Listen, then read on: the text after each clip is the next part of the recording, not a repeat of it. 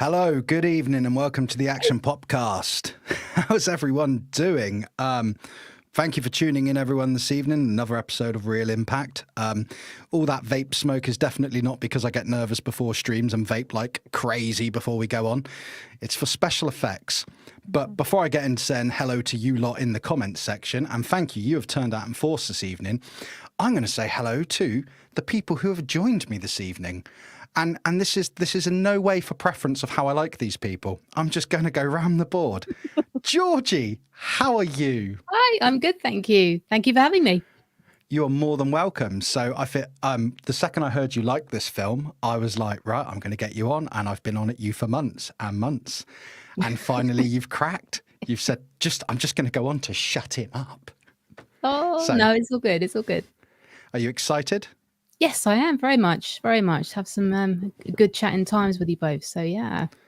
Brilliant. Well, we're looking forward to it because hopefully it's going to be a fun one. And moving on quickly, because I want to get to the chat because, wow, there's tons of you in. Below me is Kat, Vadersgirl, or only Vadersgirl, or whatever your username is these days. Hello, Kat. How are you this evening? I'm doing great. Thanks. I'm so excited for this. I'm so excited. I love Labyrinth. And we have Georgie. I'm so excited for this. So. Are you prepared? Are you all swatted up and you've watched the film, refreshed your brain? Good to go? I did. And I can't wait to talk about it. So, yeah. Yeah. So I watched the film last night and I shared this with you guys in the panel before we went live. So, and it's nothing to do with the film because I actually quite enjoyed this film. But last night I decided what I would do is I would watch the film just to refresh the brain because it had been a few years. And I don't want to blame it on the couple of IPAs I had beforehand, but I fell asleep 4 times. I started the film at 9:30.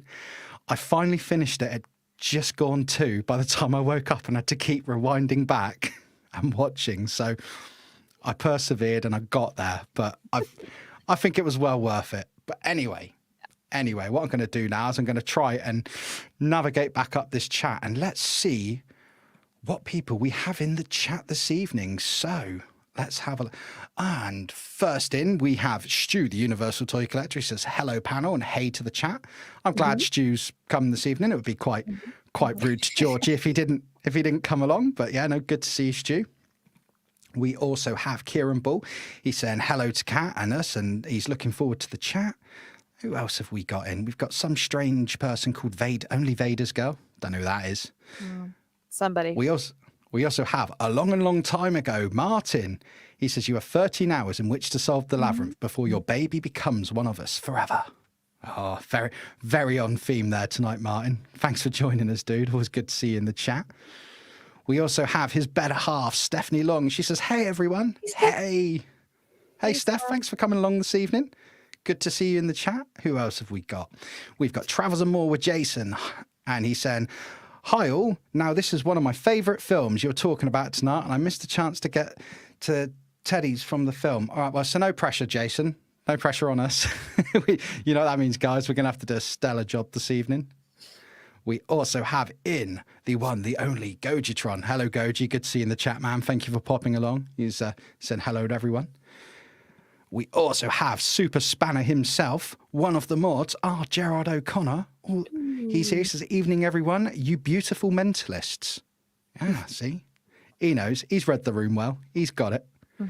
Yep. Who else have we got in? Oh, we also have Emma C. Hello, Emma C. Thank you for joining me.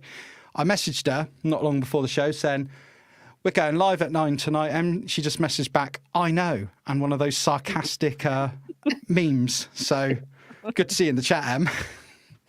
Good to see you in the chat. I think I know who this. Filofax 8. I'm only here for Nick. I know exactly who this is. Oh, cheers for joining, man. Thank you for coming in. Good to see you. And thank you for your kind message earlier. It's a chap I used to work with. I know exactly who this is. I got to go careful when I see a new name because you're always at the potential of just reading out like a troll comment. Right. Yeah. Because I've done it before. It does happen. I did that several times last night on my stream. So yeah, it's one of those moments, isn't it, where you go, oh no. Yeah. We have Keith Knight, Uncle Keith. He says, hello, friends. Hello, Keith. Thank you for popping along this evening. Always great to have you in. We also have Shabby Geek. He says, "What's up?" Hey, Shabby, what's up, man? Thank you for coming along this evening. We have Chip Getler. He says, "Hi. Hey. Hello. How are you?"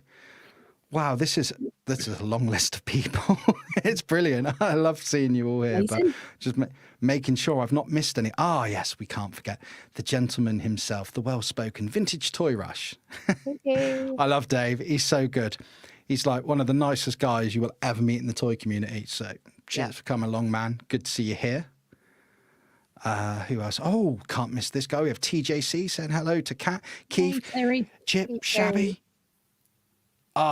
We have Manga Fandanga with his text that he puts up. Sup, Si, thank you for joining us this evening. Great to have you in the chat.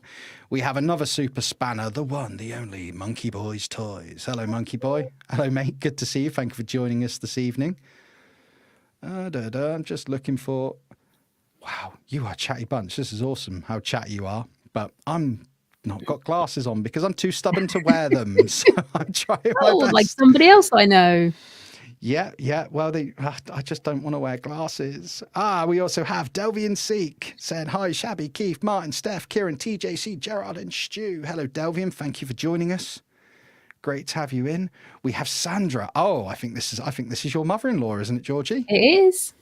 Hello, Sandra. Good to see you in the chat this evening. Thank you for joining us. Brilliant. Oh, who else have we got? I saw someone else. I don't want to miss them. We have Spencer. Hey, sup, Spencer? Good to see you. Good to see you. And we've made it through. Wow, that was a long list of people. So we got a little bit of an audience in this evening. So let me do the thing I'm going to need to do after that. I'm going to have a sip of beer to wet the whistle. And, Thank you, everybody, for coming and hanging out with us on this. It's awesome. Really great to see the support and all the people have turned out this evening. Brilliant. Right. Let's say what this show is about. If we haven't already sussed it, and I'm sure every one of you has, tonight's show is all about The Labyrinth. Oh. The Labyrinth from 1986, the Jim Henson movie, a favourite of Georgie's, an epic film that I enjoy, a film that Kat absolutely loves, and I'm sure many of you do. Jason's already told us it's one of his favourite films, putting absolutely zero pressure on us to perform this evening. But no, all jokes aside, what I'm going to do is I'm just going to read a little film synopsis because I don't normally do that. And just in case there's anyone who hasn't seen the film, I think if we give them a little film synopsis, then we can just start getting into having the discussion. So, The Labyrinth. Put your teeth back in, Nicolas.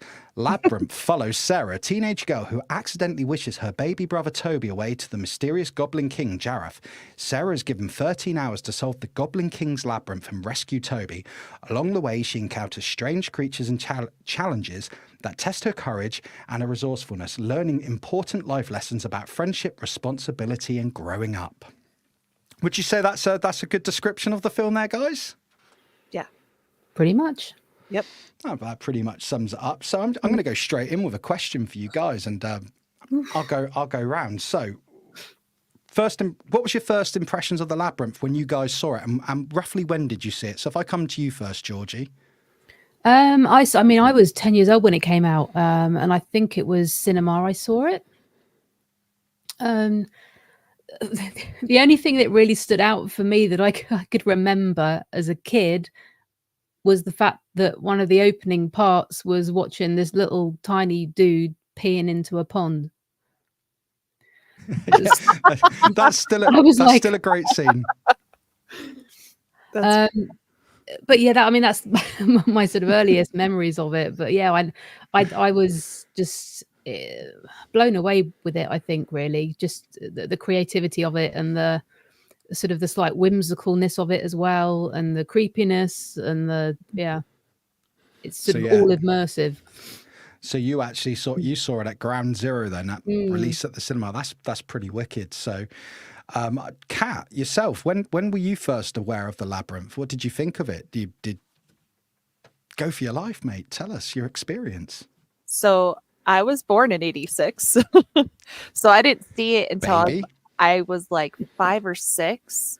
But I absolutely loved it. So we were huge Muppet fans in this house. So if we were constantly watching the Muppets, Muppet Babies, all them, right? So I was obsessed. So as soon as I saw that there was Muppets in it, I like lost my mind. And then plus with the music, and then I have so many vivid memories of my sister being like, we're dancing to this, you know, and all that kind of stuff. So like I said, I was a little bit younger, but I absolutely just was amazed with it. I thought it was the best thing ever. So for myself, I've got 4 sisters, and they were big fans of The Dark Crystal and this film, The Labyrinth. I think we had a double DVD. It wasn't DVD. I think we had a double VHS set. VHS, yes. Yeah. Back in the days when you had to rewind things. So I honestly can't tell you when I first saw it, but it probably would have been around 4, 5, 6, and having 4 sisters who were all mad on it. I saw it many a time, and then as they got older, I then watched Dirty Dancing so many times that I can remember every line. But that's not what the show's about tonight, and I don't know why I went there. But anyway. Anyway, a couple of things about the film. So we've already said it. It came out in 1986. It was produced by Jim Henson and Lucasfilm, and we all know what Lucasfilm are famous for. And it was distributed by TriStar Pictures, and it had a budget of $25 million. I've not adjusted that for modern figures. But sadly, it only took 12.9 million during its US release. So it was actually considered a bit of a flop. It wasn't something that initially took off. It was only home video sales and rentals which grew its popularity and almost pushed it into cult status. Were you guys aware of that? Yeah, I mean, I knew that it wasn't a success, but then I've watched a lot of Henson documentary type stuff and all that side kind of thing. So yeah, I mean, it's a shame that it didn't do as well as he'd hoped, for sure. From what I understand, the Dark Crystal was quite successful, and I think he was looking for something I think he was looking for something that was less dark than what the Dark Crystal was, and something maybe a little bit more aimed at the kids. And I think he was taken back from all the research I've done as to the fact that the film didn't perform as well as he initially thought it would. And I have to say, in doing the research for this, because although I'd seen the film many times as a kid, until I started looking, I had no idea. I assumed that this film was always a massive success at the cinema, and so I was a bit surprised with that, especially with the popularity of Jim Henson and his other creations and whatnot. So that sort of did take me back a little bit on that one. So going into other things, obviously it's a Jim Henson film. We know, as a Jim Henson film, it's going to be all about the puppets. So, guys, when you first watched this, when you first saw those puppets, how did you feel about the puppets? I'm going to be honest with you. You saying, Georgie, that your first memory is sort of Hoggle taking a pee in the pond, which ironically Carla said last night. That reminds me of you. That's the sort of thing you do. I was like, charming. Jeez. Oh wow! But looking at the creations of this film, how did you feel about them as a kid? I actually found them a little bit creepy. And I appreciate they're a lot lighter in tone to what was in the Dark Crystal. But did you find them as creepy as I perhaps found them? Yeah, I think Hoggle wasn't exactly the most adorable looking chap. Ludo was always a soft spot, as was Sir Didymus. Probably two of the favorites, but then they're furry, so yeah. Well, yeah, Sir Didymus. I forget the breed of dog Sir Didymus is. Oh, I should have written it in my notes. But my auntie had that breed of dog, and we used to call it Sir Didymus. And actually, it was a vicious little thing that used to try and rip you up. The dog was about this big, and it used to try and rip you apart whenever you went near it. Nothing to do with trying to pick it up all the time like a teddy bear or anything, but so.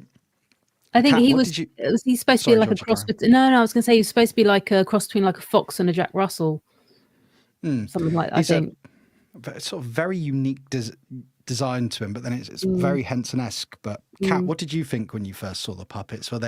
Did you find them creepy, or would you? I think Georgie is in the ball, certainly on point about Hoggle. But what did you think of like Ludo and Sir Didymus and when you consider them to the, like, say, for instance, the goblins who were initially in the bedroom when Sarah's wishing to have Toby taken away? So I was terrified of the goblins in the start. You know, the lights are out, creepy things they keep popping up everywhere. They don't look cute and cuddly, so it scared me a lot. Like when you saw that thing kind of in the crib, I was like, "What is that?" Like I remember visibly hiding into my sister, like for her to block it because it really like scared me.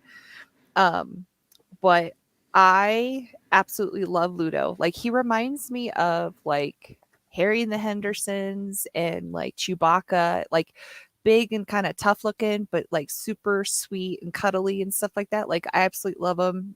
Sir Didymus, who doesn't love him? He kind of reminds me of like kind of like Robin Hood and how he acts and stuff. And then I absolutely love his dog too. And Ambrosia, I think is the name.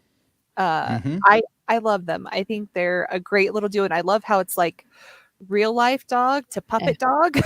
Yeah. You know, in between. I loved it with that. So I don't know. I mean, I just have such a soft spot for the Muppets. So it was just the beginning. Goblins really scared me, and then when you actually saw them in the inner room with the king and stuff, they weren't as creepy and stuff like that. So I was like, oh, that one's kind of cute. Or look at that. Like that one did. But that beginning, yeah, terrified me as a kid for sure.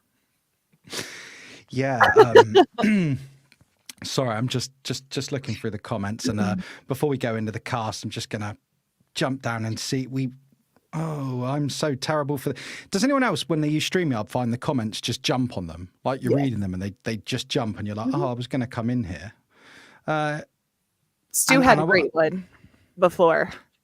Go on, tell me what Stu's was while I look for it. He brought out a point of he said, Georgie, you told me the thing that stuck in your mind the most when you first saw it was David Bowie's bulge. So I thought that was an interesting tidbit. Well, when I was 10. I just no. I mean, what it was always going to come up this evening. Fortunately, it didn't come up in the film. Oh, taxi for Nick. Anyway, let's the elephant in the room or the elephant in the pants. Let's get it out there. Let's everyone in the chat get your David Bowie bulge jokes out there, because I knew that with this chat there was no way we were going to get past that. But it's almost become its own character in the film. I'm surprised it hasn't got its own IMDb listing, to be honest with you. I mean, there is a part in it that I did, well, not forget about, but obviously it was a refresh when I watched it again today, when Hoggle is pleading not to be turned to the Prince of the Bog of Eternal Stench, and he lands down and is grabbing onto his leg, and all you have is the shot of the bulge. And I noticed that last night. It's got a right terrifying. eyeful. Yeah, it's like, do you want a face full of that, or do you want to smell of the Bog of Eternal Stench forever? I mean, your options at that point, I don't think there's a win there really, but just want to say before we go on any further, parental guidance, some scenes and comments and topics may not be suitable for your children. I've just seen Sai's comment. Right, that's what I just saw too. Wow, Sai.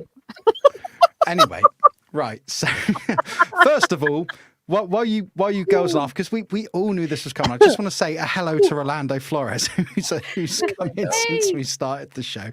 And I also want to say, guys, if I don't get to any of your comments tonight, please don't be offended. I'm reading them.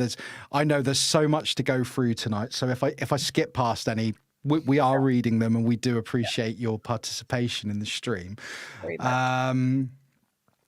Where is the comment that? Where's the one that Sai said? Oh, well, let's just bring up VTRs. Let's get out of it. Must admit, I've only seen Labyrinth once, many moons ago. Not sure I remember it that well.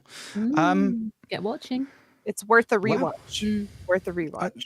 I definitely think it's definitely worth rewatching if you haven't seen it for a while. And it's going to bring me on to something that I'll come to that a bit later in the chat. What's Gerard say here? My favourite parts of the movie are without a doubt mullet-wearing leggings and some grumpy doorknobs. The knockers. The Knockers. That I mean, great. Yeah, well, this stream's just going to go. This is what happens when you bring you two on, isn't it? Yeah. I'm trying to run a serious show here, guys. No, not at all. There's nothing serious about me. So, guys, let's get to this. Monkey Boy Stories. My main memory of this movie is the big, horrible, hairy orange thing. Oh, Ludo. Not Ludo. Kick him out. Oh. Time out. I can't kick him out. He's a mod. And he I don't Naughty care. corner. co-hosts No, one of my shows. No. Can't kick him out. Kick him out for this stream. How dare he? No. Monkey Boy. We're going to have a talk after this, Monkey Boy. Oh, where are we at? No. I tell you what. Let's chat. We will because I've just seen Jason's comment. We can't continue about about the previous thing.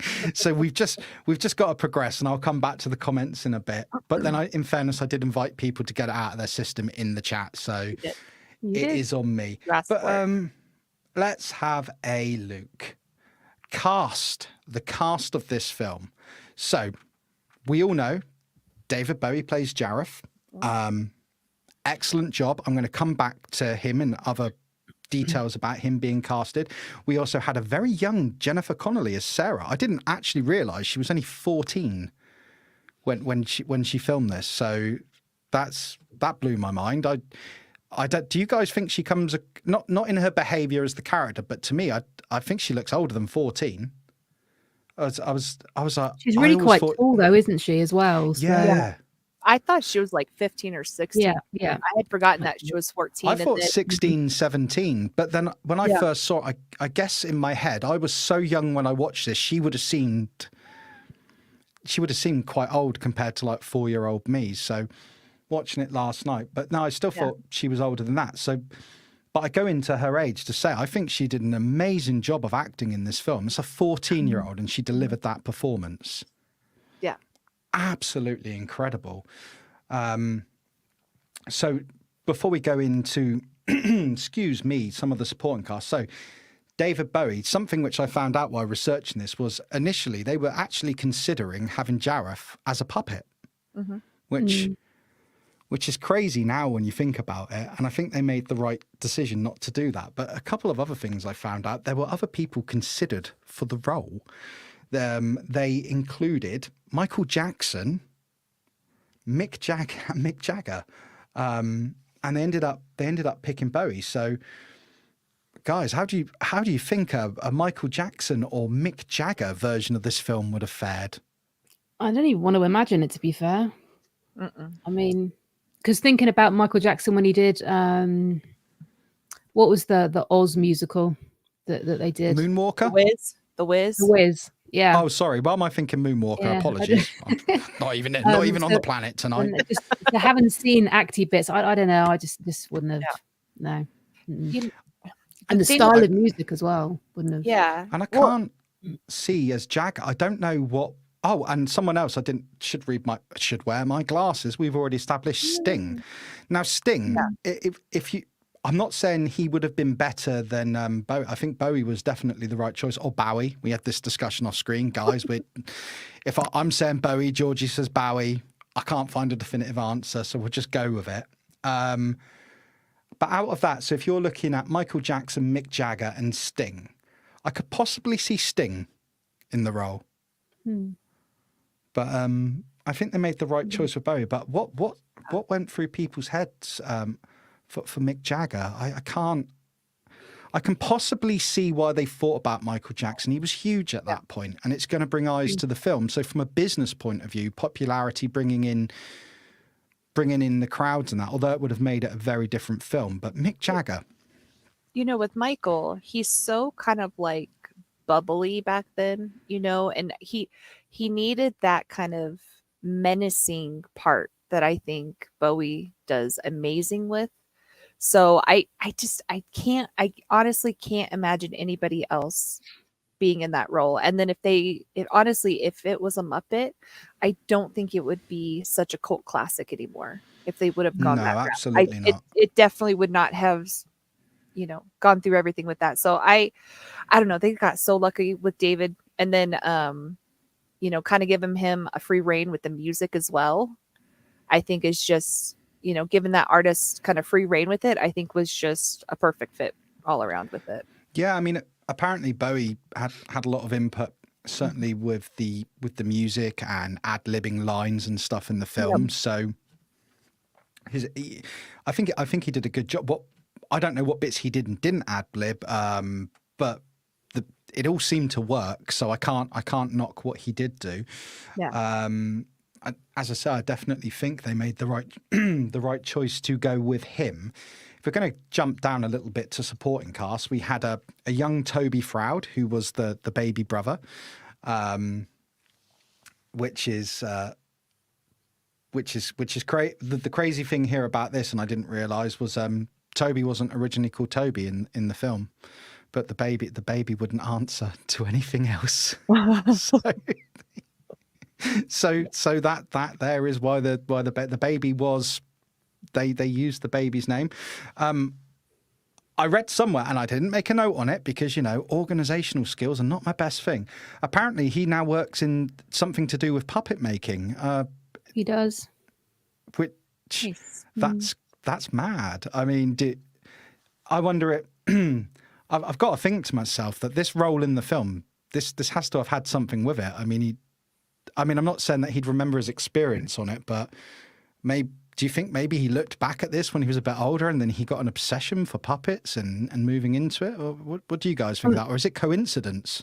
I mean, it might be because of his parents. I mean, they're all heavily into it because I met the Frouds at a Dark Crystal convention. Okay. Oh my God. So, and there's another one actually coming up. So that's slightly deviating a little bit. There's another one coming up, and they're going to be there again. So, and I think Toby might be there also. So, it's a whole kind of family.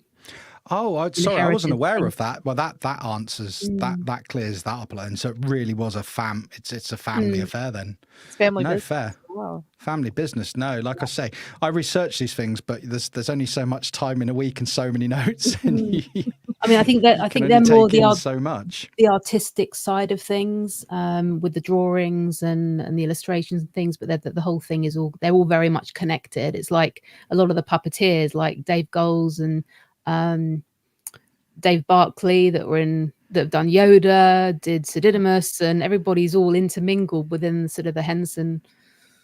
I want to say family, but umbrella, I guess. Yeah. And just to move on into some of the people who played the puppets or voiced them, or apparently Brian Henson for Hoggle, Jim's son, operated and voiced him, and I can't pronounce this particularly well. I bet Georgie will probably correct me. Is it Ron Muick? Was Ludo and voiced and puppeted him. So big old Ludo, the big orange hairy thing that Monkey Boy is terrified by. Ludo. He's so cute. How can you be terrified of him? Yeah, Ludo's cute.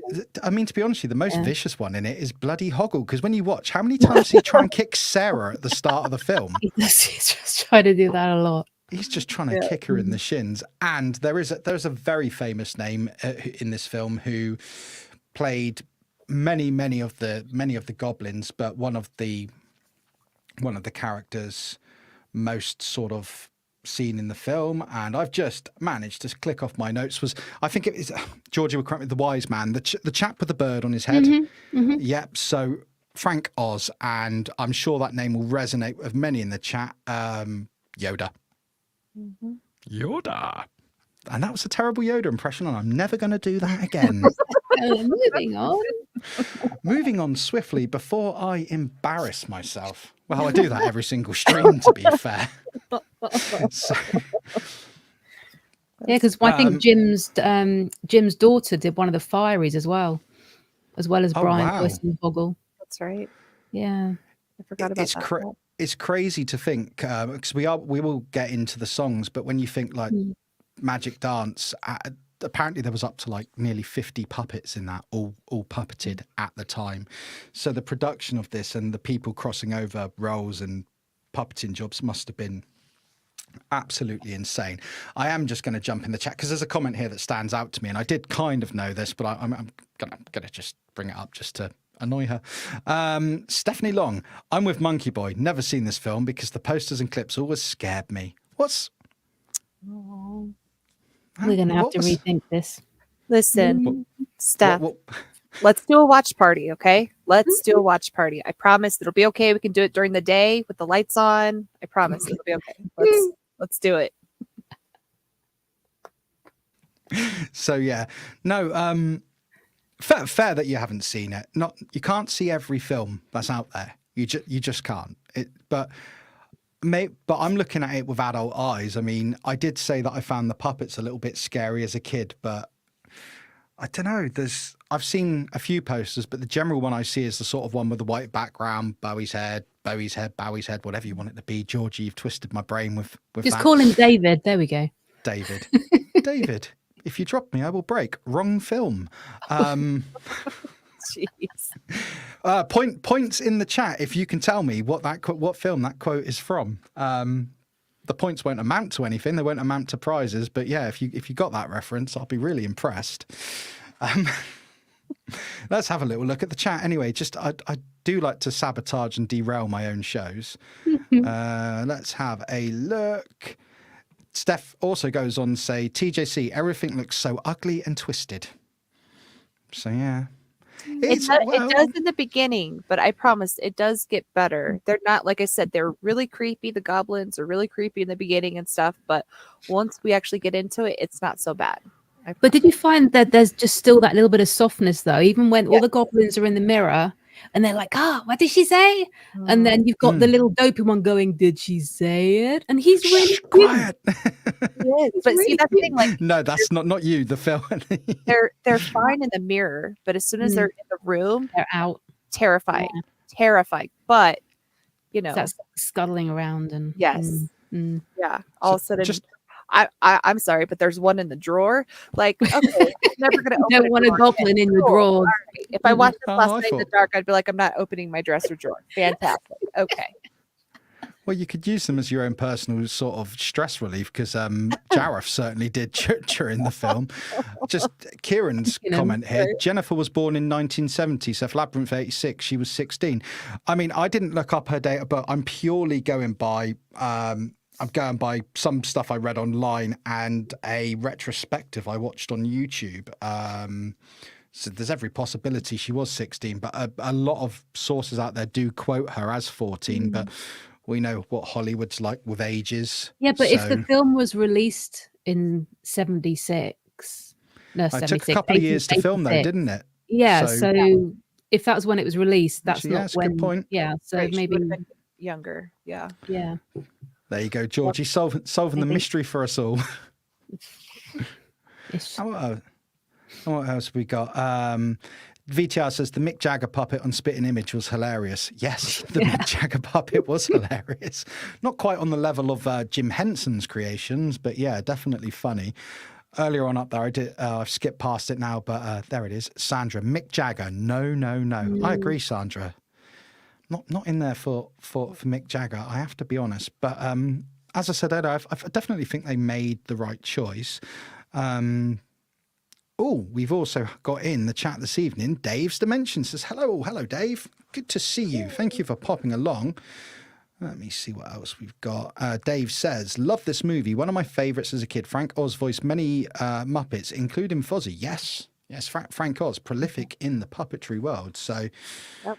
Certainly had a long and varied career in it. And Steph says, I'm so sorry, guys. Yes, let's do a watch party. That would be fun. I kind of feel you guys have bullied her into that, but that's fine.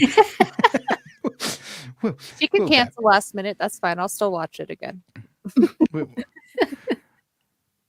Let's have a look what Monkey Boy says. Legend has it Bowie's hairstyle is still on set, growing into an actual universe.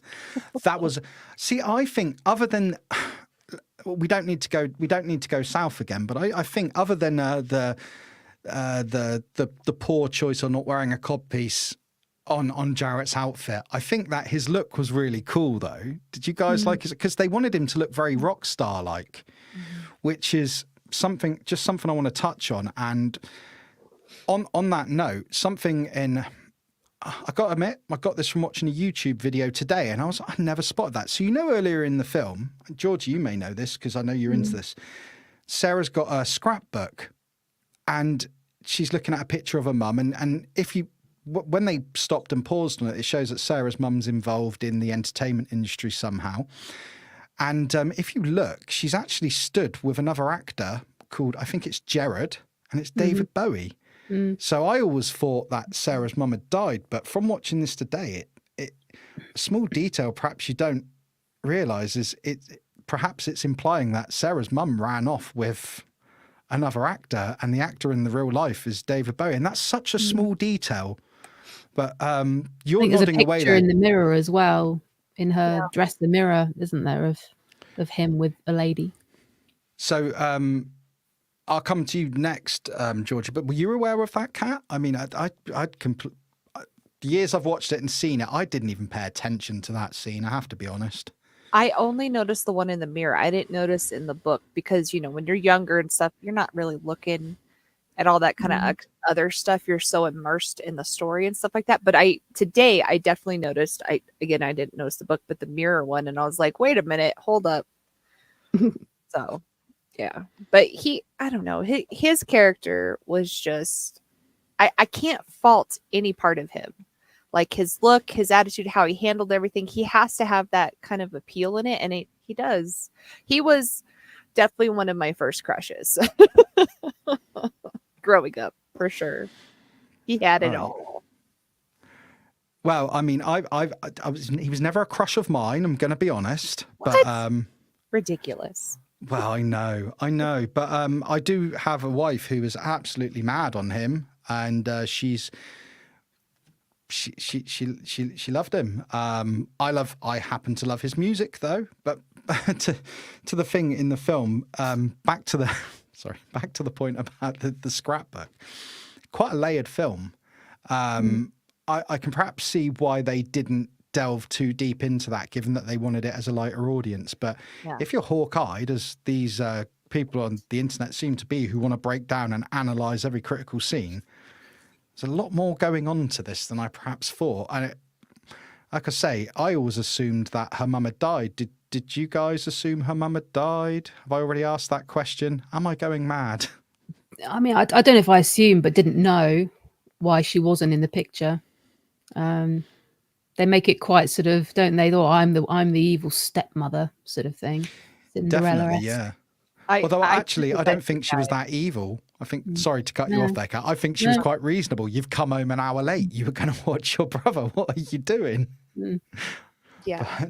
But, sorry, Kat, what were you going to say? You're fine. I got vibes that her mom was dead, and that's why she was giving her stepmom such attitude, because you're not my mom. You're just the lady that's here now. But yeah, she's definitely not evil stepmother vibes, just a normal parent, I would assume. You're home late, it's storming, like what's going on? But yeah, so I don't remember as a kid her being that whiny and annoying in the beginning. Like her acting drove me crazy.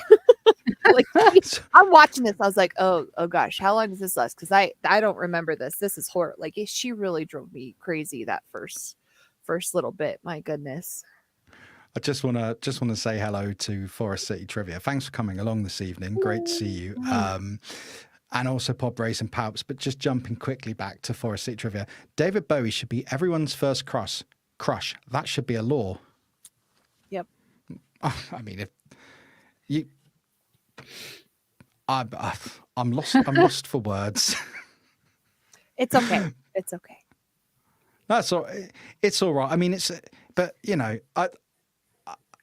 Bowie, I'd say, I always said like, not to go too off topic, but when Carla looks at the guy who plays Chris Hemsworth or Tom Hardy, I'm like, I get that. But I look at Bowie and I'm like, not seeing it. But takes all sorts.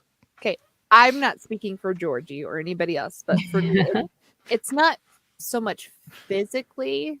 He's got charm and charisma, and I mean, I don't know. It's just happened. And then you're adding on that he's a singer and stuff. It's just, I don't know. There's a lot there. There is. He's the full package, some might say. Yes. I was wet. Georgie's holding it. Georgie's holding it in. That sounds terrible. Let's get. I'll say it before someone else in the chat says it. But anyway.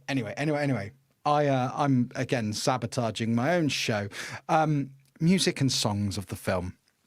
So, guys, the music of this film. Before we go into, I've got a list of some of the songs and bits and pieces.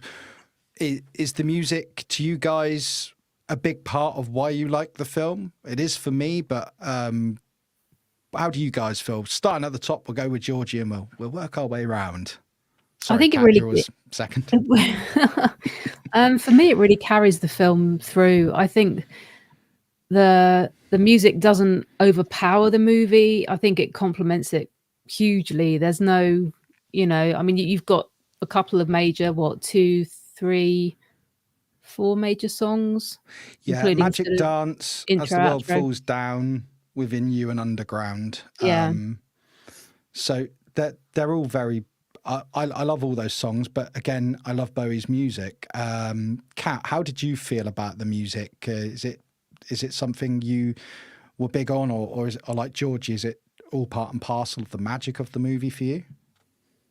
Kind of all of the above. So my sister, being a fan of David Bowie, she was like, every time one of his songs came out, she's like, we're dancing to this, right? So I really got into it, and I fell in love with David Bowie's, with his music and everything, and I thought it was just great with what they added. It wasn't too much, it wasn't too little. So I absolutely loved it. Now, I will say, I was kind of curious when I was kind of looking up stuff about the movie. I wanted to see kind of what other people thought, nowadays and stuff with it. And I came across a Reddit user saying, "Oh, I love this movie. It's so great." But their last line on their review was, oh, crap. What did I say about it? It's crappy music, crappy singing, all this. Like, they just were bashing. They were saying the music was horrible. All this. What? Huh? How could you say that? Yeah. And then it proceeded, everybody was bashing her because but yeah, she absolutely said the music was horrible in it. And that for me is just, what? I mean, certainly everyone's allowed to have their opinion. And just jump in some of the comments. Sandra, I've seen The Man Who Fell to Earth. That was a good film. Pod Brace Palp saying Ziggy Stardust, say no more. Yeah. But with the music in this film, Gerard, sorry. No, where's the... Gerard's comment was, haters gonna hate. It's true. And before that, Gerard says, I believe the music really adds to the personalities of the film. It does. Yes. There's certainly Trevor Jones composed for the film, the score and whatnot, the supporting score. What I find with the film is Bowie's songs are very Bowie, but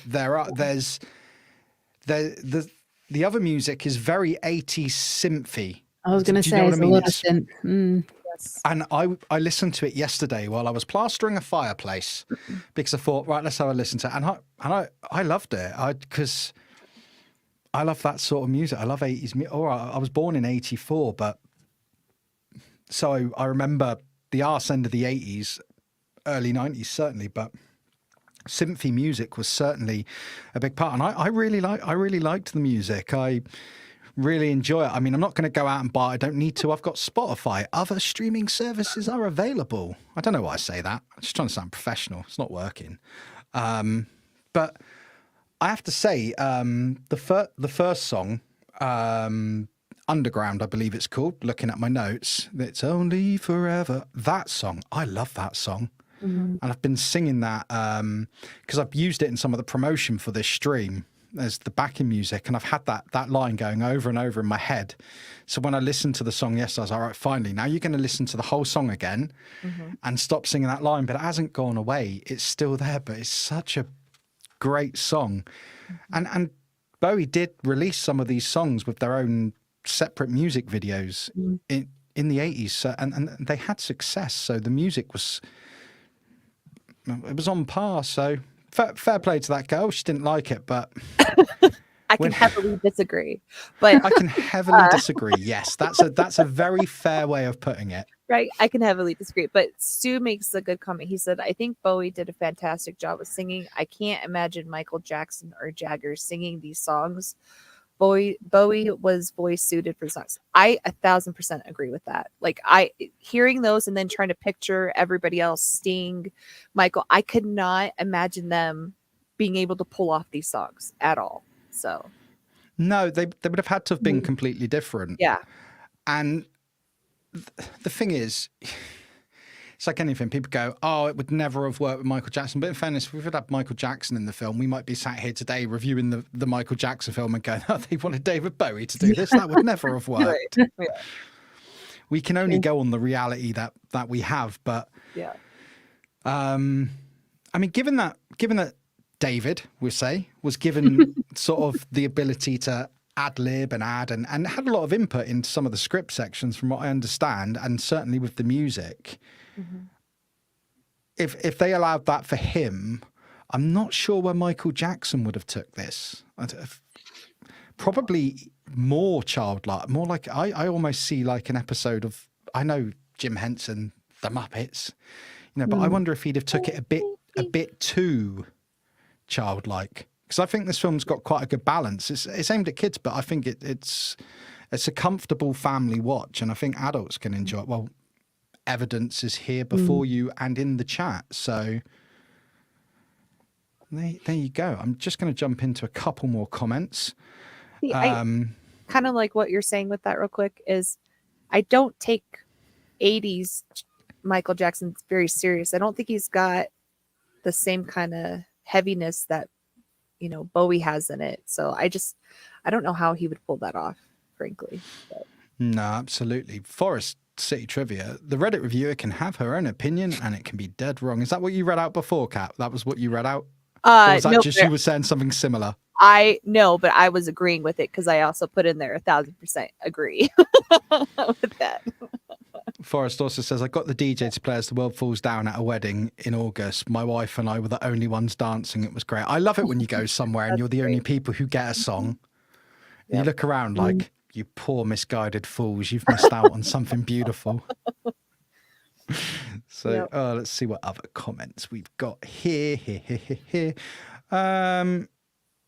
Dave's Dimension says, you guys got me wanting to watch this again. Stu says, Mick Jagger strutting around and Jackson moonwalking everywhere. I mean, I guess Mick Jagger would have had the physique, and maybe the stance for it, but that might be where it would end for me. I can sort of see that. And what's Dave saying here? I can't imagine anyone but Bowie. Bowie had the look, the vibe, the soul, the character, the music and tone. Everything was perfect, and Bowie was epic at everything he did on and off screen. And I agree with that.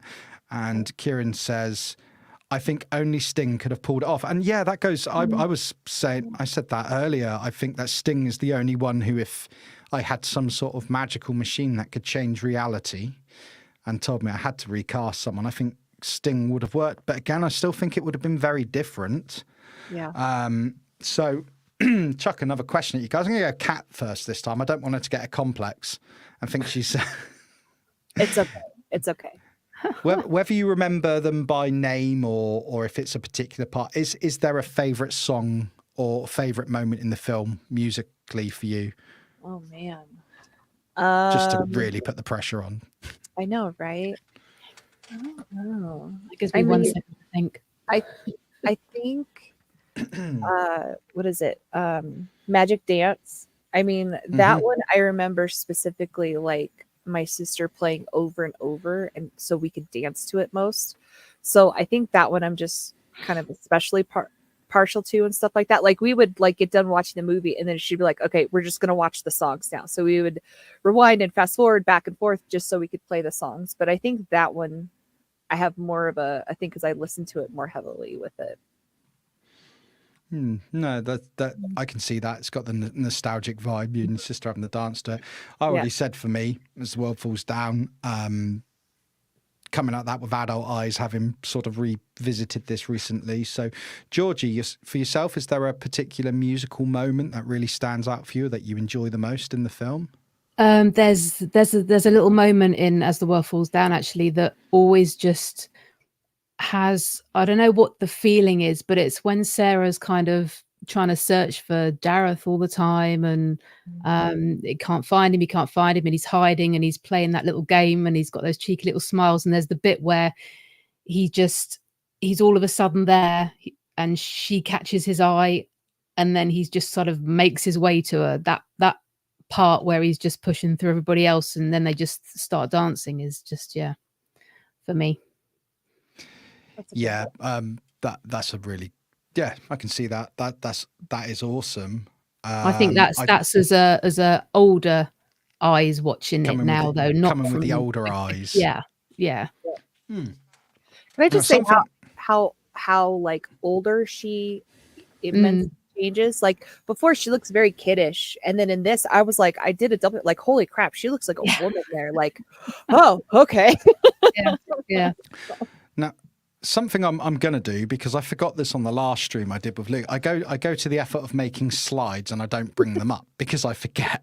So, I mean, you sort of see Sarah there, and are you referring to her looking older when she's in sort of the ball gown? That one. Yeah, like she That one. immensely changes. Yeah. To me, I'm like, oh, she's a grown woman right there. Yeah. Absolutely. I put this comment up so I didn't forget it. Steph says, "Imagine Gene Simmons instead of Bowie." That's a completely different kind of horror for all of us. No. I love Kiss. Don't get me wrong, but yeah, Gene Simmons as Jareth, that'd be interesting. No. So obviously we've talked through. I will bring these slides up, otherwise they're wasted if I don't bring them up. We've been talking about the puppets and whatnot. Got Didymus there, the dog with that stick, which was it's cut out really badly. I struggled to cut that out for the slides. There you can see my absolute piss poor Photoshop work there. So enjoy that. But Georgie, what's that little worm called? Come inside and meet the missus. That's not his name, but do they not just call him Ello? Hello, It's maybe. I don't actually know what his name is. I say that just because I don't, not to embarrass you or make you feel awkward, but do you mind if I enlarge your camera a moment so you can show the little teddy you've got to the side of you? Well, this was I can bring him up. This was a re-release. There you go. So that's one of the newer ones. I think it was 2000. It's a 2010. Yeah, I love that guy. That guy. He's so cool. I found his Boy name. absolutely freaks my stepdaughter out. She thinks it's completely freaky. It sits in the cabinet and just eyeballs her when she comes around. You gotta have that. Now you can see on here you've got the puppets, you've got the fiery, we'll call him Mello. You've got Ludo, the big orange hairy monster, as Monkey Boy said. Hoggle there, the old looking man there. I mean, Stu might look like that when he shaves his beard off in December. We don't know what's hiding beneath it. Sorry, Stu. But there was something I wanted to bring up. So before we talk about anything else in the film, are you guys aware of the story of Hoggle and his puppet going missing? No. Yeah. So, Hoggle, the original puppet for Hoggle, after filming, he was lost, and long and short of it was, years and years later, he was found in a lost luggage warehouse in Alabama, and he had deteriorated somewhat. Now, we say about these characters looking somewhat scary. I'm going to bring up a slide here showing you what became of Hoggle. You've actually in a got bag. one. Oh wow! I've got Hoggle after spending years in a suitcase. Oh, this is not going to be a good look. And the less than stellar restoration job that has been done on Hoggle. And if you guys are eating right now, hide. So if for some reason you're crazy enough to have this on with kids on, honestly, this picture is not the best. So 3, 2, Just say 1. it's not a real person. It's not a real person. It's not a real. This is not a real. I will say that. This is not a real person. This is not a real corpse. This is a puppet. But I've given as much warning as I can. Okay, there we go. Here we go. Oh,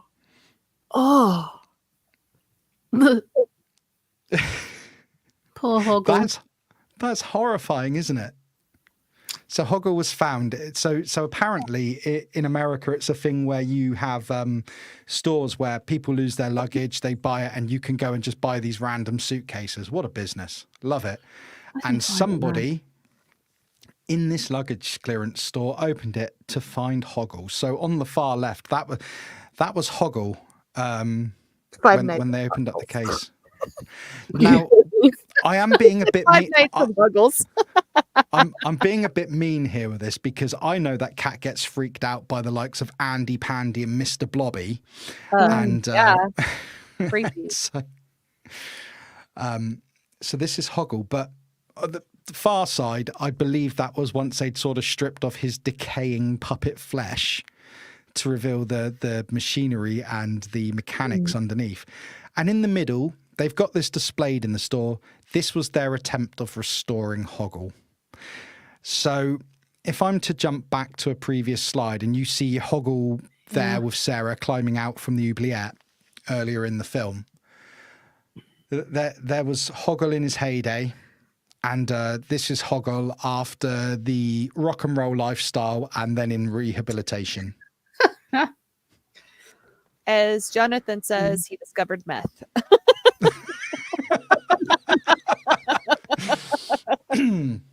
That's okay. Let's take this off the screen now because Thank you. it is actually disturbing.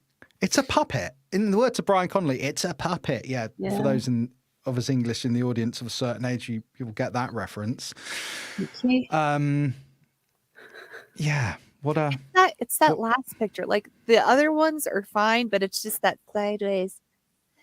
No, creepy. Sorry. No. So what do you guys think of while I'm scrolling the comments? What do you guys think of the final restoration of Hoggle? It's got sort of, it's not got a lot of love online by people, but then it's going to be hard to restore because you'd have to do a whole new resculpt and a whole new everything. Because I mean, the stuff that they make it with, I think, breaks down over time anyway. It does. If you look to the original the original Teenage Mutant Ninja Turtle films that Jim Henson's company provided the puppetry for, there are pictures of them out there, just as horrific looking, where the material they've used, the latex or whatever you call it, breaks down. It does have a short shelf life. So, yeah, you can end up with that. It's kind of like, when celebrities that you love and adore, and then they have plastic surgery, and you're like, "Who's that?" That's kind of how I felt about that. Like, who is that? I don't know what that is. Georgie, it's your husband. You can read that comment out. He's yours. You can take responsibility for him.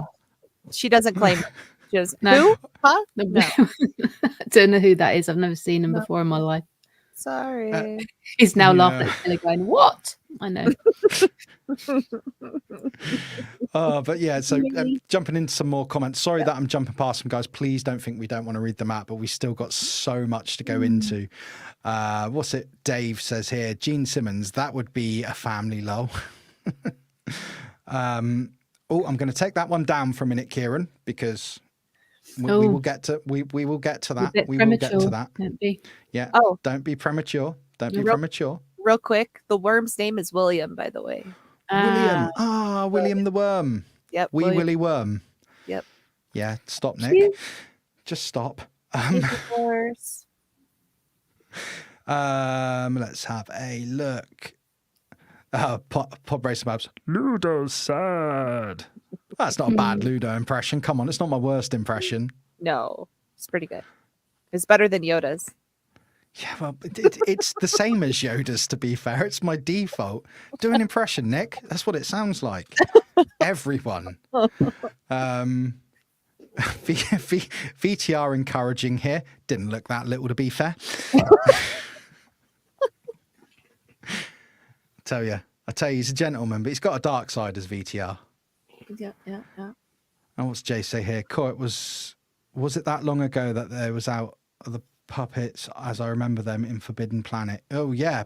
Did Jace referring to the when the Teddy came out that you've got, Georgie? Oh, I mean, I've got an original Fiery, and I've got the reissued Fiery as well. That's awesome. Forest City is saying Hoggle was one of the most advanced animatronic puppets in the world at the time. Yeah, Hoggle was there. All these there was quite a lot of groundbreaking stuff in this, but Jim Henson, it sort of goes with Jim Henson's always pushed the boundaries of puppetry. So coming away from this film, for example, just briefly, and to a previous stream I've done a long time ago, and if you watch it back, I apologize, I hadn't done this before. I apologize more than I apologize for tonight. So when Jim Henson's style is so unique. So if you look at like the first two Teenage Mutant Ninja Turtle films, guys in suits, but they've got the puppetry, the animatronic faces, absolutely incredible. Then you jump to the third Turtles film, and the other company just couldn't nail it. I mean, something about Henson. I appreciate Jim Henson, I believe, died before the release of the first Turtles film, and Brian sort of took over. But yeah, there's something about the Jim Henson company and their puppetry. I certainly think it has a look. Would you guys agree that Jim Henson has a distinct look in it? What I guess I'm trying to say is,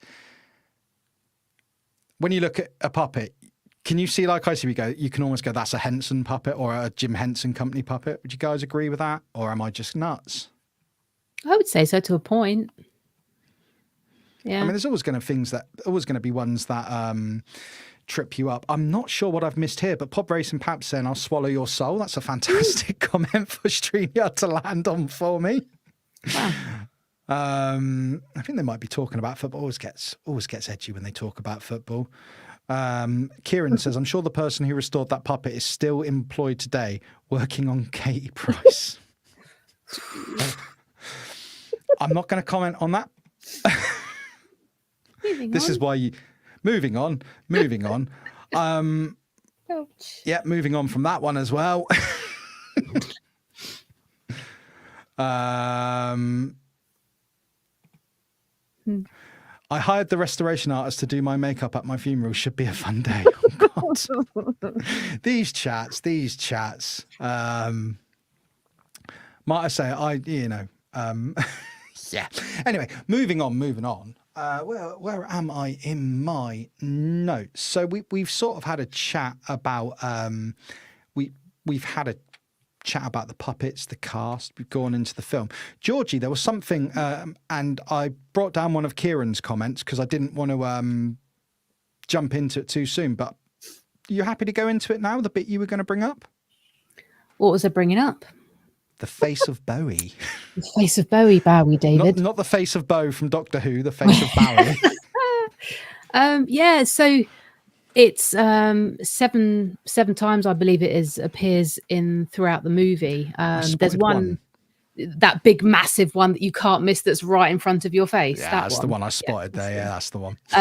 There are so his face appears 7 times throughout the film. Some are more subtle than others. And to be fair, I did have to have a little look online at the still photos for a couple of them, because there's a cut scene, his face is hidden somewhere within that picture, and then it's off again really, really quickly. So, but it's fun to watch and see if you can pick out where you can see his face. I do like that obvious one because it's built up of 3 different rock formations, and then it actually moves and it doesn't become his face anymore. Good. So can you now confidently spot them all? Is it something you're aware of before, or is it something you found out years later after sort of being a fan of the Labyrinth, so to speak? I had spotted a couple. There's one where they've gone down into the bog of eternal stench, and the first time that the rocks start falling away from under their feet, you can see his face on the right hand side in the rocks. Another time when they've just escaped from the cleaners and they're going up the stairs, the ladder, and the camera's panning down, you can see him on the right. That's fairly sort of prominent there as well. But there's a couple sort of in the maze that you just it's really quick and you miss it, so you need to kind of know they're there. I'm starting to think you may be right though about me needing to actually wear my glasses, because I was aware. To be fair, we sort of had a chat before this last night. I mean, bear in mind it took me 4 attempts to watch the film without falling asleep last night, and as I've already said, not because the film's boring. I was trying to spot him, and there is, like you say, there's the really obvious rock one where it's sort of 3 rocks and it's almost a forced perspective type thing. Yeah. But I just couldn't find any more. And you did send me an article about it, Georgie, to be fair, which was brilliant of you to do. But like I say, 4 times to watch the Labyrinth last night. And the scenes that they're in. I just didn't get to it. I didn't get to it. I did read something today, though, because I thought, well, before our friends came around and descended with their kids, I did read that it is supposed to symbolise Jareth's sort of ever-watching eye of Sarah. That's what it's supposed to symbolise, which, again, we've already said there's layers to this film, you know, the scrapbook earlier on and this. So I guess if you're prepared to watch this film over and over again, which some people are, I guess you can keep discovering things. But it's like a lot of the stuff that's in the beginning, obviously in her bedroom, like you say, like the scrapbook and the photos and the music box, everything kind of comes out of that and falls into the labyrinth, doesn't it? Yeah. Even to the point of like the opening scenes. So me and Stu took a drive to West Wickham where they filmed the opening scene of Sarah running across the bridge and doing the speech from the play that she's trying to remember, and the large sort of stone, I don't know what they were, sort of like monuments, like where the owl lands on. There's a couple of those, and those particular shapes are actually lining the first run of the labyrinth. Yeah. When she's running up and down, and it's like there are so many parts that are in it from her life. So, but yeah, that there were weren't there lots of things as well? They were saying that there was different symbolizers of what she was doing in the labyrinth. Was it going to be a dream, or was it her subconscious, or was it, you know, why it came into play that it happened? Yeah. Well, it's great that you say that, because you are now going into something which I was basically going to ask. So great segue. Professional. Love it. The story of Sarah, I take it from what I've read, from what I've seen with my adult eyes, that this is a character who is almost being forced to grow up. She doesn't want to grow up. We know that from the toys in the room and the very childlike bedroom with all the stuff.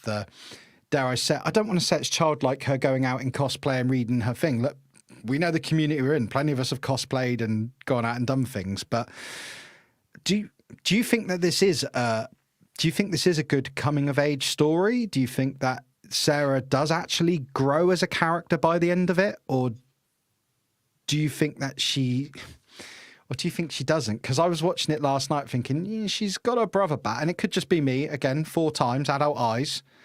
But I thought she's sort of grown. But when you get to the end climax of the film, when she's with Jareth, and what's it she says, Georgie? The line, she can't remember, I now can't remember. You have no power over me. Yeah. Is that a moment where she has grown? Am I wrong? Was I just with tired eyes watching it? Did Sarah grow at that point? Because before I finish waffling on, as I clearly am right now, I almost felt that had she have grown at the end, perhaps you wouldn't have had the "we'll always be there for you, you just need to call us," and they all appear in her room again, and it's almost like, well, she's still very heavily involved with this universe, and it's my take on it that this is in her subconscious. So I've waffled all that. Georgie, if you can get anything from what I've just said there, what do you think? Well, she definitely, I think she definitely grew through it. I mean, not knowing, we're going to go deeply, heavily into it, not knowing where she is prior when she wants Toby taken away to shut the heck up. But she certainly does grow and feels like she's getting smarter and figuring things out with maybe life and her decisions and stuff. But then that world has made her do that, and they're still there. So that's almost, it's almost been like a support network for her in a weird sort of, I don't know, a weird way. I'm not quite sure how to Well, this is fathom it, to be fair. Yeah, this is kind of all that waffle I gave beforehand and putting you on the spot there. I do apologise. This is kind of where I'm at. I'm like, would she grown? She has, but she hasn't. They're still there. I don't know. Or am I just looking into it too deep? Because believe you me, if you want to look online for this film, people watching this stream, some people really do take deep dives into this. And some of it I looked and I thought, I'm not reading 10 A4 pages on your psychoanalysis breakdown of Sarah. I just haven't got the time or inclination here. But Kat, have you got any thoughts on it? Yeah, I mean, I think she definitely grows because she, she's kind of in her own world, and I take it as, like her mom did die. She's kind of salty with the stepmom. She's in her own little world to kind of escape all that. And then you slowly, like, she's going through all this stuff, and you see, I definitely see a change. She does become a little more mature and all that stuff. And then, I know you hate that line, you don't have power over with me, but all throughout it, she kept forgetting that line. She kept struggling. Oh, I can't remember it. But she was so much more confident in that moment, and how she just kind of delivered it. To me, that shows growth with her character and everything like that. So I think she definitely has that in there. So do you think that there was some growth for Jareth as well then? Did he grow? Because a lot of people, from what I've read online, say that he's someone who's afraid to let people in. And perhaps what they're symbolising with the labyrinth is that maze around it, his castle being his heart, and the maze is to keep people out. What do you think on that? Or is that just people looking too deep into a film again? I thought that maybe she made him feel quite vulnerable. Yeah. At some of the time on that. But I think, yeah, there's we've already said this is quite a layered film. Okay, so let's take it up a notch then, because let's not try and psychoanalyze this film too much. This kid's film. So I'm going to read a couple of comments out, and then I'm going to jump into the final bit I want to talk about before we sort of wrap this up, because we've already been going an hour and a quarter, which is crazy. Where has the time gone?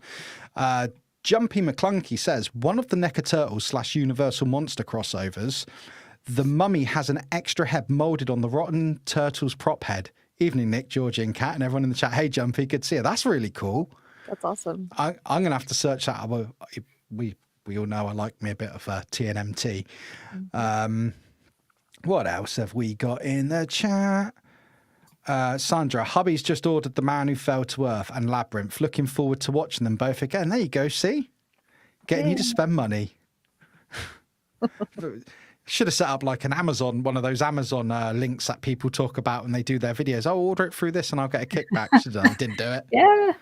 Failed there. Didn't. Tell you what, though, the thing that I watch the most on the Labyrinth DVD or Blu-ray, if you like, is the the making of it. I can watch that till the cows come home. Yeah. I don't know if you guys saw this comment. Now, bear in mind, we all love PGM here. VTR says, PGM's face appears 352 times in The Lord of the Rings. Well, it feels like that since he replays that damn scene. Love you, Pete. We do. No, mate, we all do. We all love you. Like, you wouldn't have it any. We wouldn't have it any other way. We wouldn't want you. Bad man, VTR. Stop making us laugh. Keith Knight says, VTR, meow. Mm-hmm. What else have we got?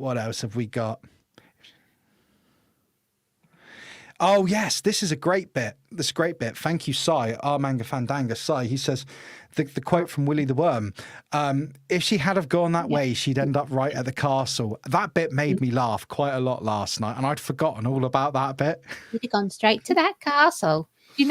It was kind of irritating to me when he said, don't go that way. For me, I instinctively would go, well, why not? Why? Yeah.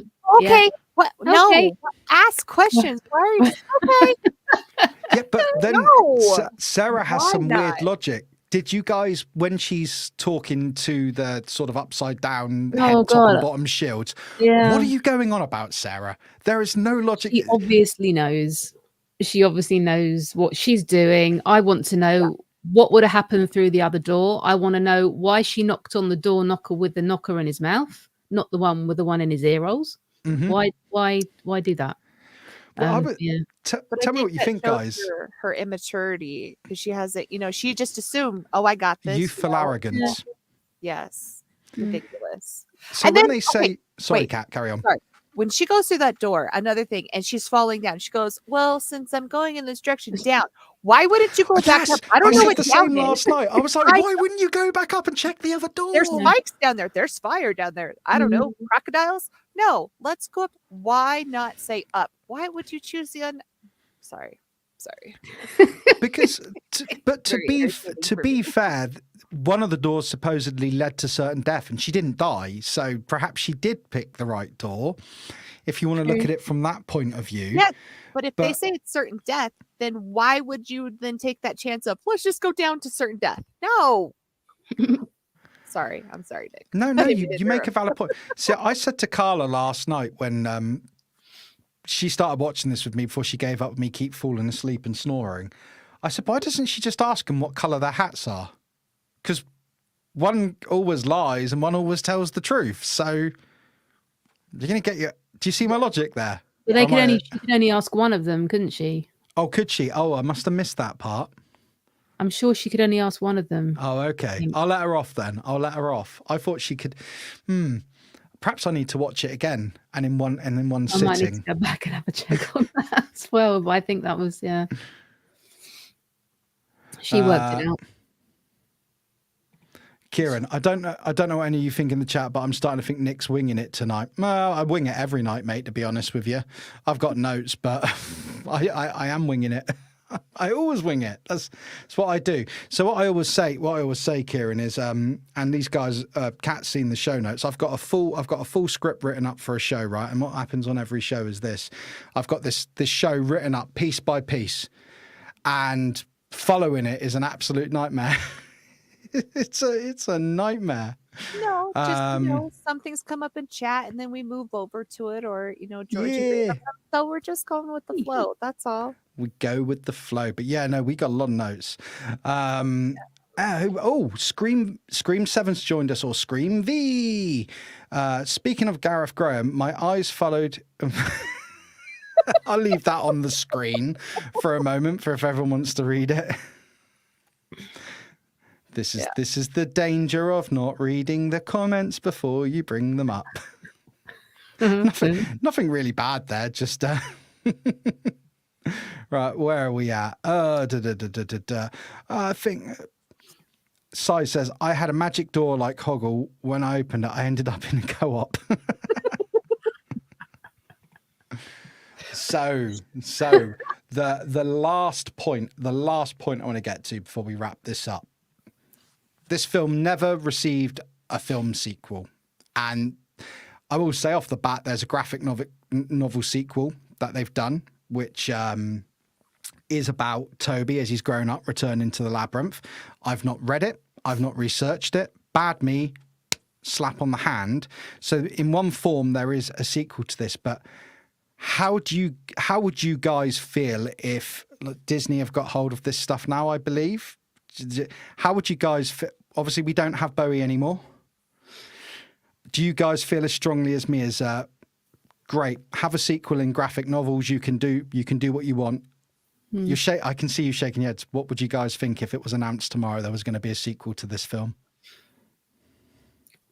There's been a lot of stuff on Facebook, hasn't there? Mm-hmm.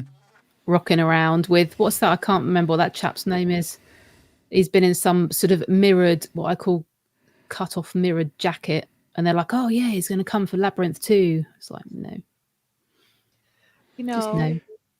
Not everything needs to be remade. Not everything needs a sequel. Like you said, like it's kind of like with Star Wars during the dark times. We had novels to get us through, right? Absolutely. You want to continue the story in word form? Absolutely. I'm all for it. But if it was a sequel maybe years later, then sure, I could see that. But now, absolutely not. Don't touch it. It's not going to be the same at all. No. And I think with Disney's history, they would put and add too much stuff or try to change stuff for nowadays, and it just wouldn't hold up as the same. It would be my worry as well. I mean, bear in mind, a couple of weeks ago, I went and saw the sequel to Beetlejuice, and it's got general good praise, and it was enjoyable, and most of the original cast return. Yeah. I didn't think it was earth-shatteringly great. It was all right. It didn't absolutely pee on the original, but I could have lived without it.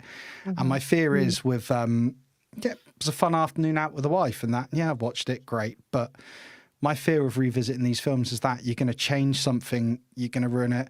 I know some sequels come in the form of TV shows. Willow, Say No More. Stu, I'm sorry. Stu's comments. I'm sorry. I see it. I'll put it on screen if people want to read it. And he's your husband, Georgie. He's your husband. You've got to take responsibility for him. Have a talk with your boy, girl. I'm sorry, Nick. I'm so sorry. No, it's Why are you sorry? Absolutely fine. I'm sorry. It's absolutely fine. Maybe true, to be fair.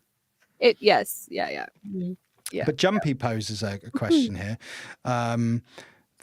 That's another question. Would you be more in favour of a remake if it wasn't Disney doing it? Now, I don't want... One of the beautiful things for me, before I let you guys have your say on it, is this film, there's a few things that age it, but because it's puppetry and it's not CGI, it does still retain that sort of timeless feel to it. It's got those beautiful matte paintings they used, they brung in. It's got the amazing puppetry, the only real bit of CGI in it that ever so slightly ages the film, but when you actually look at it, the owl flying in the intro credits, but look at how good that owl is, that CGI for 1986. Yeah. Although you can see that at its time would have been absolutely some of the best, because even now I look at that and go, I've seen films with worse CG than that in it, and we're in 2024. Yeah, you guys are killing me in the comments. I'm trying so hard to listen to Nick. I can't. Don't look. Avert thine eyes. I know. I'm sorry. I think the thing is, it was of such of its time that you can't, like I said, you can't recreate that. I think it would have to be different. I mean, sort of the humor, the puppetry and stuff will, because I mean, look at Dark Crystal and then Age of Resistance. That I really enjoyed that. That for me still worked, and yet they didn't get a second season.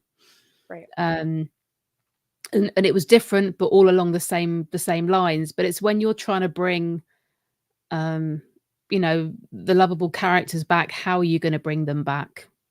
What's going to be their purpose this time round, and all that kind of stuff. So I mean, it's just one of those leave it alones for me. And more to the question, I mean, I know Scream says their Nickelodeon would be perfect to remake it. I personally don't want a remake. If it was to be remade, I wouldn't want Disney to get anywhere near it.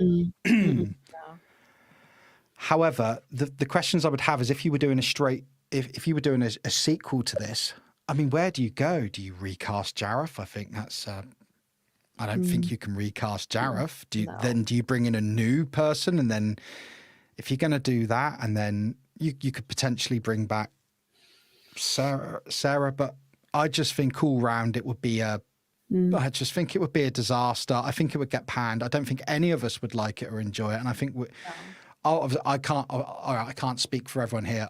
These are my feelings, and I think it would be panned critically and by the fans, and I just think it would be a disaster. And yeah, I don't want one. So, ladies, I mean, kind of like it would have to be like Sarah's kid at this point if you brought Jennifer back, right? Because she's obviously too old to do it. But who could honestly pull off David Bowie's part? Who today could honestly pull that off? And as of right now, I don't really see anybody that could truly pull off what he did. I can't imagine it. Like, again, maybe years ago, like 1990, having a sequel from it, that would make more sense. But nowadays, just I don't want anybody touching it. I think it's just it's been too long. It's just been too long. Yeah, I, definitely. yeah, I'm sort of with you there, Kat. Sorry, Georgie, have you already said your bit on that? Sorry, I was reading through some notes and bits. I'm Yeah, I listening think. and Yeah, trying to. yeah, yeah. I did. Yeah, I did. You did, you did. I'm so sorry. Yeah, but so you're not My keen then, I brain take fog. it. I can't remember what I said, but I definitely said something. I'm sorry, I've got a bit of brain fog too. So yeah, no, none of us want that. No, No. my apologies. I'm No, like trying to read through definitely my not. notes and check I've covered some bits and we've gone through all the bits I wanted to bring up. I'm reading through the chat and Oh. it's all fun. It's all fun. I'm not as sharp as I normally am tonight, but it's the weekend. I'm Oh. tired. Okay. Yes. Stu did say something else, but it was a valid point. He said, "Look what happened at Willow. It was a Yeah. great film, but ruined Yeah. with the series." So Mm, I yeah, agree. no, With that, Yeah. absolutely. I It was think I awful. said that earlier as well, and Yeah. it doesn't always work. So yeah. So, ladies, is there anything else you'd like to bring up about Labyrinth? Any other final thoughts that you want to discuss? I will listen this time, I promise. I won't be scrolling through the notes. Georgie, me and Kat do this semi-regularly, this stream together. So, any final thoughts or words? Anything you want to say? Read the Labyrinth. Oh gosh. Just that it's just one of my all-time favorites. I could watch it over and over again. It always goes on at Christmas. It's always on in the background occasionally. There's not enough merch for it. What else can I say? She wants merch. Give the lady merch. I do. I've got some bits and pieces, but a lot of folks on Etsy seem to make stuff. So, but yeah, no, it speaks for itself, really. That movie for me, I just love it.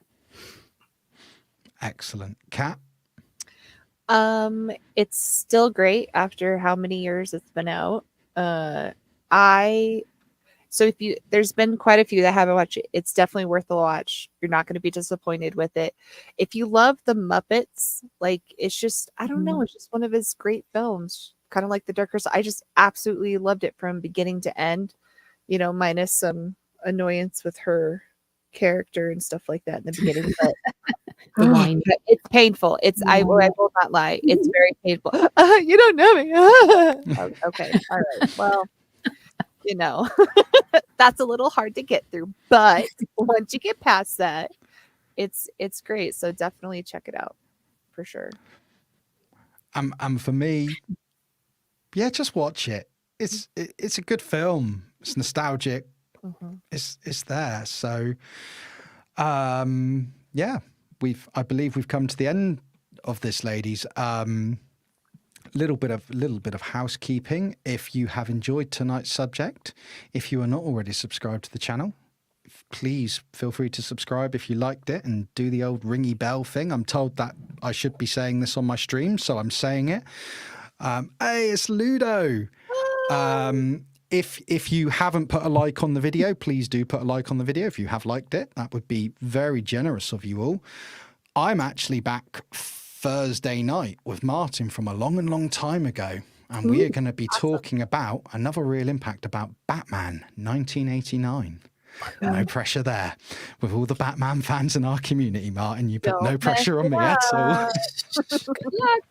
But I'm really looking forward to that one. So guys, if you're free Thursday night, 9 p.m, me and Martin will be here discussing that. Georgie, is there anything you want to promo for yourself or for Stu or... Oh, not for me. I don't know what he's up to. Probably lots of stuff. So yeah. Something's happening tomorrow evening, I think. Oh, the revenge quiz, yeah. I think, yeah. I lose track. Sorry, that's unfair of me to say. Is there anything you want to promo for you or Stu? I didn't know if you had any streams coming up together or any videos. That's why I went in it that way. But no, not for me. Not for me. So but yeah, he'll be doing his live tomorrow with me, probably shouting through the door, no doubt. Change your microphone, Stu. Do this. At least we've got the camera sorted. It's not zooming in and zooming out now, which is quite good, or moving about. I know. So good. Kat, anything you want to promote or anything you've got coming up? My normal Saturday night stream is coming up tonight, and then I'm going to be doing an I got some more of my Godzilla blind bags. Oh, So nice. I'm gonna do a live stream tomorrow when I get the rest of those. I only got part of Excellent. it today. So yeah. Looking forward to that. I really am looking forward to that. But I just want to say, and also, so this Thursday night, me and Kat will probably be back next month with another film, another subject, because we're going to try and do one together monthly. So we're succeeding so far. As to what that will be, we do not know yet, but I'm sure we will find something. Georgie, I just want to say thank you for coming on this evening. You've been absolutely thank brilliant. you. And Yeah, no, it's been fun. loved having you on, and you really know the subject. Kat, thank you for taking part in the stream as well. And massive thank you to the chat. You've been brilliant tonight, and you have been so chatty, and I love that. It's really good. I'm sorry that we can't get to all of the comments and read them all out, but there's quite a lot to go through tonight. Apologies if I wasn't the sharpest I could have been this evening. Tried my best. But hopefully you enjoyed the stream. And as I say, all the usual stuff like comment, subscribe, hit the like button, all that stuff. If you would, if you'd like to, no pressure. But you've all been great. Georgie, Kat, you're brilliant. Chat, you're brilliant. Hope to see some of you about on Thursday. So I reckon I'm going to wrap this up now and say, shall we do the awkward wavy thing while I press the end stream and it takes absolutely forever to end? Bye, guys. Thank you for joining us. Bye. Honestly, thank you, everyone.